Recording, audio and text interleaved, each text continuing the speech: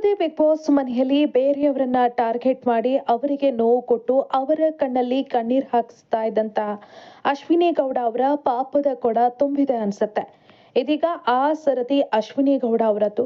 Ashwini Gowda big boss ಮನೆಯಲ್ಲಿ ಯಾವ ರೀತಿ ವರ್ತನೆಯನ್ನ ತೋರಿಸಿದ್ರು, ಅವರಿಂದಾಗಿ ಎಷ್ಟು ಮಂದಿ ಸ್ಪರ್ಧಿಗಳು ಕಣ್ಣೀರ್ ಹಾಕಿದ್ರು ಅನ್ನೋದು ನಿಮಗೆಲ್ಲ ಗೊತ್ತೇ ಇದೆ.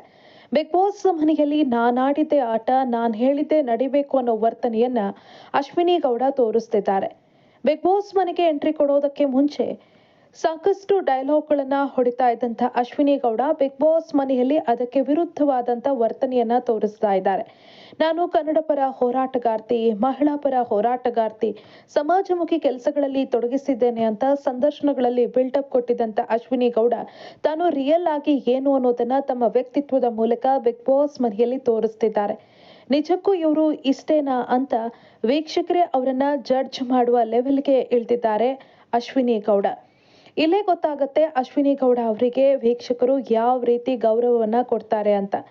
ಬಿಗ್ ಬಾಸ್ ಮನೆಗೆ ಅಶ್ವಿನಿ ಗೌಡ ಎಂಟ್ರಿಯನ್ನ ಕೊಡುವಾಗ ಜನ ಸಾಕಷ್ಟು ನಿರೀಕ್ಷೆಯನ್ನ ಇಟ್ಕೊಂಡಿದ್ರು. ಬಿಗ್ ಬಾಸ್ ಮನೆಯಲ್ಲಿ ಅಶ್ವಿನಿ ಗೌಡ ನಮಗೆಲ್ಲರಿಗೂ ಕೂಡ ಸಿಕ್ಕಾಪಟ್ಟೆ ಮನೋರಂಜನೆ ಕೊಡ್ತಾರೆ ಅಂತ. ಆದ್ರೆ ಹೋದ ಕೆಲವೇ ದಿನಗಳಲ್ಲಿ ಜನರ ಆ ನಿರೀಕ್ಷೆ ಹುಸಿಯಾಗಿತ್ತು. ತಾವು ಅಂದುಕೊಂಡಿದ್ದು ಸುಳ್ಳು ಅನ್ನೋದು ವೀಕ್ಷಕರಿಗೆ ಅರ್ಥ ಆಯ್ತು.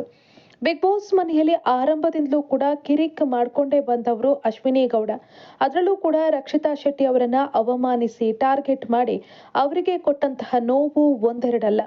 ಗೆಜ್ಜೆ ವಿಚಾರದಲ್ಲಿ ಯಾವ ರೀತಿ ನೋವು ಕೊಟ್ಟರು ಅನ್ನೋದು ನಿಮ್ಗೆಲ್ಲ ಗೊತ್ತೇ ಇದೆ. ಕಿಚ್ಚ ಸುದೀಪ್ ಅವರು ವಾರ್ನ್ ಮಾಡಿದ್ರು ಕೂಡ ಮತ್ತೆ ಅದೇ ಹಳೆ ಬುದ್ಧಿಯನ್ನ ಮುಂದುವರಿಸ್ತಾರೆ. ಆಕೆ ಕಲಾವಿದರಿಗೆ ಚಪ್ಪಲಿ ತೋರಿಸಿದ್ರು ಅಂತ ಸುಳ್ಳು ಸುದ್ದಿಯನ್ನ ಕ್ರಿಯೇಟ್ ಮಾಡಿ ಮತ್ತೆ ಕಿಚ್ಚ ಸುದೀಪ್ ಅವರ ಮುಂದೆ ತಗಲಾಕೊಳ್ತಾರೆ. ಇಷ್ಟೆಲ್ಲ ಆದ್ರೂ ಕೂಡ ಅಶ್ವಿನಿ ಗೌಡ ತನ್ನ ತಪ್ಪನ್ನ ತಿದ್ದಿಕೊಳ್ಳುವಂತ ಯಾವುದೇ ಕೆಲಸವನ್ನ ಮಾಡೋದಿಲ್ಲ. ಕಿಚ್ಚ ಸುದೀಪ್ ಅವರ ಮುಂದೆ ಮಾತ್ರ ದೊಡ್ಡ ದೊಡ್ಡ ಡೈಲಾಗ್ ಗಳನ್ನ ಹೊಡಿತಾರೆ.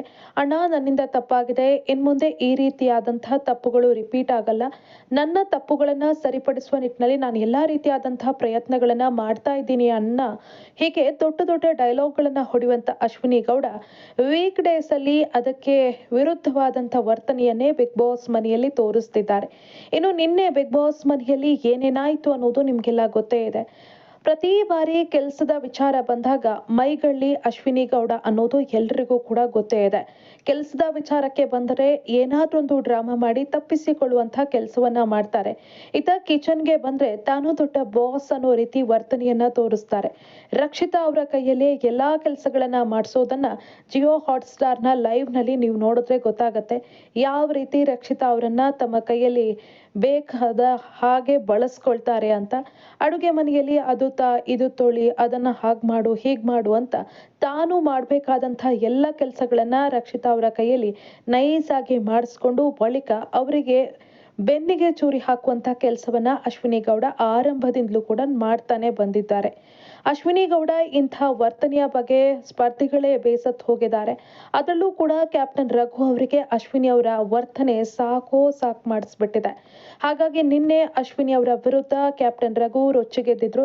ಕೆಲಸದ ವಿಚಾರದಲ್ಲಿ ಎಸ್ಕೇಪ್ ಆಗೋದಕ್ಕೆ ಯತ್ನಿಸಿದಂತಹ ಅಶ್ವಿನಿ ಗೌಡ ಅವರನ್ನ ಚೆನ್ನಾಗಿಯೇ ತರಾಟೆಗೆ ತೆಗೆದುಕೊಂಡಿದ್ದಾರೆ. ಏಕವಚನದಲ್ಲಿಯೇ ಅಶ್ವಿನಿ ಗೌಡ ವಿರುದ್ಧ ವಾಗ್ದಾಳಿಯನ್ನು ನಡೆಸಿದ್ದಾರೆ.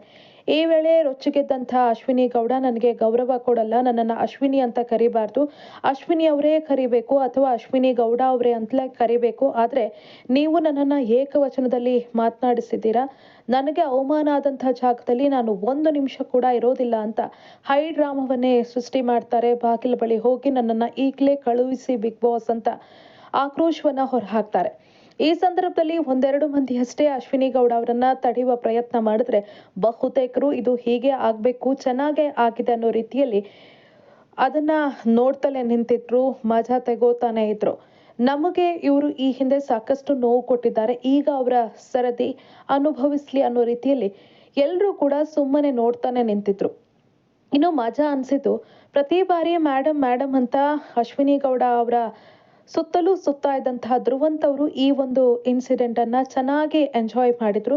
ಅವರಿಗೆ ಹಾಗೆ ಆಗ್ಬೇಕು ಅನ್ನೋ ರೀತಿಯ ವರ್ತನೆಯನ್ನ ತೋರಿಸಿದ್ರು. ಕೊನೆಗೆ ನನ್ಗೇನು ಗೊತ್ತೇ ಆಗ್ಲಿಲ್ಲ ಅನ್ನೋ ರೀತಿಯಲ್ಲಿ ಅಶ್ವಿನಿ ಮುಂದೆ ಬಿಲ್ಡಪ್ ಅನ್ನ ಕೂಡ ಕೊಡ್ತಾರೆ.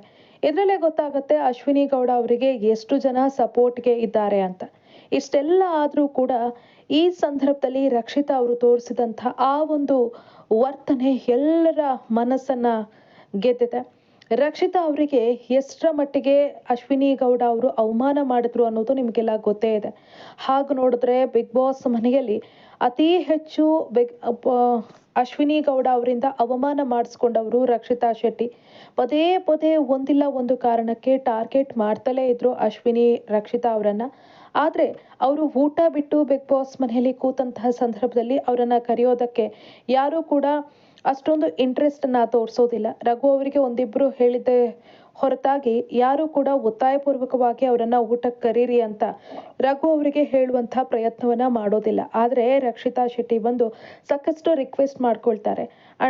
ನೀವು ಆ ರೀತಿ ಹೇಳಬಾರ್ದಿತ್ತು ರಘುವಣ್ಣ, ನೀವೇನ್ ದಬಾಕಿದ್ದೀರಿ ಅಂತ ಹೇಳಿದ್ರೆ ಅವ್ರಿಗೂ ಕೂಡ ಬೇಜಾರಾಗತ್ತಲ್ವಾ, ಅವರು ಕೂಡ ಆಟ ಆಡೋದಕ್ಕೆ ಬಂದಿದ್ದಾರಲ್ವಾ, ಅವರು ಕೂಡ ಆಟ ಆಡಿದಾರಲ್ವಾ, ಈ ರೀತಿ ಕನ್ವಿನ್ಸ್ ಮಾಡ್ತಾರೆ. ತನಗೆ ಅಶ್ವಿನಿ ಗೌಡ ಎಷ್ಟೇ ನೋವು ಕೊಟ್ಟಿದ್ರು ಕೂಡ ರಕ್ಷಿತಾ ಶೆಟ್ಟಿ ಅದೆಲ್ಲವನ್ನ ಮರೆತು ಅವರು ಉಪವಾಸ ಇರೋದು ಚೆನ್ನಾಗಿರಲ್ಲ, ಊಟ ಮಾಡ್ಲಿ ನೀವು ಹೇಳಿ ಅಂತ ರಘು ಅವರಿಗೆ ರಿಕ್ವೆಸ್ಟ್ ಮಾಡ್ತಾರೆ. ಅವರ ಆ ಒಂದು ನಡೆಗೆ ಅವರ ವ್ಯಕ್ತಿತ್ವ ಎಂಥದ್ದು ಅನ್ನೋದನ್ನ ತೋರಿಸುತ್ತೆ. ಯಾರೇ ಆಗಿದ್ರು ರಕ್ಷಿತಾ ಜಾಗದಲ್ಲಿದ್ರೆ ಒಳ್ಳೇದೇ ಆಗಿದೆ. ನನಗಷ್ಟು ನೋವು ಕೊಟ್ಟಿದ್ದಾರೆ, ಕಣ್ಣೀರ್ ಹಾಕ್ಸಿದ್ದಾರೆ, ಅವರಿಗೆ ಆಗ್ಬೇಕಾದ್ದೆ ಅಂತ ಸುಮ್ಮನಾಗ್ತಾ ಇದ್ರು. ಆದ್ರೆ ರಕ್ಷಿತಾ ಶೆಟ್ಟಿ ಅದ್ಯಾವುದನ್ನು ಕೂಡ ಮಾಡೋದಿಲ್ಲ. ಈ ಎಲ್ಲವನ್ನ ಮರೆತು ಅವರನ್ನ ಕರೀರಿ ರಘುವಣ್ಣ ಅಂತ ರಿಕ್ವೆಸ್ಟ್ ಮಾಡ್ತಾರೆ. ಬಳಿಕ ರಘು ಅವರು ಅವರನ್ನು ಹೋಗಿ ಕರೀತಾರೆ, ಊಟ ಮಾಡ್ತಾರೆ ಅಶ್ವಿನಿ. ಇಲ್ಲಿ ರಕ್ಷಿತಾ ಅವರ ಆ ಒಂದು ಮೆಚೂರಿಟಿ ಎಲ್ರಿಗೂ ಕೂಡ ಇಷ್ಟ ಆಗಿದೆ. ಬಿಗ್ ಬಾಸ್ ಮನೆಯಲ್ಲಿ ರಕ್ಷಿತಾ ಅವರು ಇಷ್ಟು ದಿನ ಇರೋದಕ್ಕೆ ಪ್ರಮುಖ ಕಾರಣ ಅವರ ವ್ಯಕ್ತಿತ್ವ. ಬಿಗ್ ಬಾಸ್ ಮನೆಯಲ್ಲಿ ಪ್ಲಾನ್ ಮಾಡಿಕೊಂಡು ಆಟ ಆಡಿದ್ರೆ ಅದು ವರ್ಕೌಟ್ ಆಗಲ್ಲ. ನಾವು ಹೊರಗಡೆ ಹೇಗಿರ್ತೀವೋ ಅದೇ ರೀತಿಯಾದಂತಹ ವರ್ತನೆಯನ್ನ ಬಿಗ್ ಬಾಸ್ ಮನೆಯಲ್ಲೂ ಕೂಡ ಹೊಂದಿದ್ರೆ ಬಿಗ್ ಬಾಸ್ ಮನೆಯಲ್ಲಿ ಸ್ವಲ್ಪ ದಿನ ಇರೋದಕ್ಕಾಗತ್ತೆ. ತಮ್ಮ ರಿಯಲ್ ವ್ಯಕ್ತಿತ್ವದಲ್ಲೇ ಬಿಗ್ ಬಾಸ್ ಮನೆಯಲ್ಲೂ ಕೂಡ ರಕ್ಷಿತಾ ಇರೋದ್ರಿಂದ ಅವರಿಗೆ ಜನ ಕೂಡ ಸಿಕ್ಕಾಪಟ್ಟೆ ಸಪೋರ್ಟ್ ಮಾಡ್ತಿದ್ದಾರೆ. ಅವರು ವಿನ್ನರ್ ಆಗ್ತಾರೆ ಅಂತ ಎಲ್ಲರೂ ಕೂಡ ಆಸೆಯನ್ನ ಪಡ್ತಿದ್ದಾರೆ. ನಿನ್ನೆಯ ಇನ್ಸಿಡೆಂಟ್ ಅಂತೂ ಸಿಕ್ಕಾಪಟ್ಟೆ ಮಜಾ ಆಗಿದ್ರೆ ಉಳಿದ ಸ್ಪರ್ಧಿಗಳಿಗೆ ರಕ್ಷಿತಾ ಅವರು ತಮ್ಮ ವ್ಯಕ್ತಿತ್ವ ಎಂಥದ್ದು ಅನ್ನೋದನ್ನ ಮತ್ತೊಮ್ಮೆ ನಿರೂಪಿಸಿದ್ದಾರೆ. ಬಹುತೇಕರು ರಕ್ಷಿತಾ ಅವರು ಈ ವಾರ ಆಟದಲ್ಲೂ ಕೂಡ ತುಂಬಾ ಚೆನ್ನಾಗಿ ಆಟ ಆಡಿದ್ದಾರೆ. ಆದರೂ ಕೂಡ ಅವರಿಗೆ ಕ್ಯಾಪ್ಟನ್ಸಿ ರೇಸ್ಗೆ ಅವಕಾಶವನ್ನ ಕೊಡಲಿಲ್ಲ. ಅಭಿ ಅವರಿಗೆ ಅವಕಾಶವನ್ನ ಕೊಟ್ಟರು ಅಶ್ವಿನಿ.